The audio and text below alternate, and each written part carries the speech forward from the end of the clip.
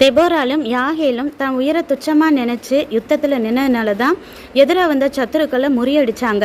அதே போல் நம்ம குடும்பங்களுக்கு ஊழியங்களுக்கு விரோதமாக வருகிற சத்துருக்களை நாமளும் முழங்கால் யுத்தத்தில் நின்னா மட்டும்தான் பிசாசுங்கிற சத்துருவை நம்மளால் ஈஸியாக ஜெயிக்க முடியும். அதே போல் ஒரு லேடியை கூட நம்ம பார்க்கலாம். இது ரெண்டுமே வேற வேற கதை தான், சரியா? உங்களுக்கு யோசுவா நல்லா தெரியும் இல்லையா?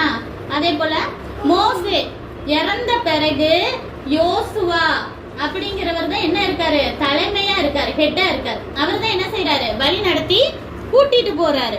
அப்போ இப்ப என்ன செய்யறாங்க, எரிகோங்கிற ஒரு பட்டணத்தை பிடிக்கிறதுக்காக வேவு பாக்குறதுக்கு என்ன செய்யறாங்க, 2 பேரை அனுப்புறாங்க. எப்பயுமே ஒரு பட்டணத்தை ஒரு ஊரை பிடிக்கணும்னா என்ன செய்வாங்க, ஃபர்ஸ்ட் போய் வேவு பார்த்துட்டு வருவாங்க, அப்படித்தானே? அந்த ஊர்ல மக்கள் எப்படி இருக்காங்க, எத்தனை பேரை அனுப்புனா கொல்லலாம் அப்படின்னு சொல்லிட்டு. அப்போ இப்ப வேவு பார்க்கறதுக்கு அனுப்புறாங்க.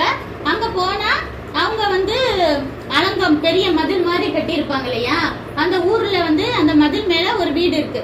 அவ யாருன்னா அங்க இருக்கிறவ பேரு ராகாப். சொல்லுங்க, ராகாப்.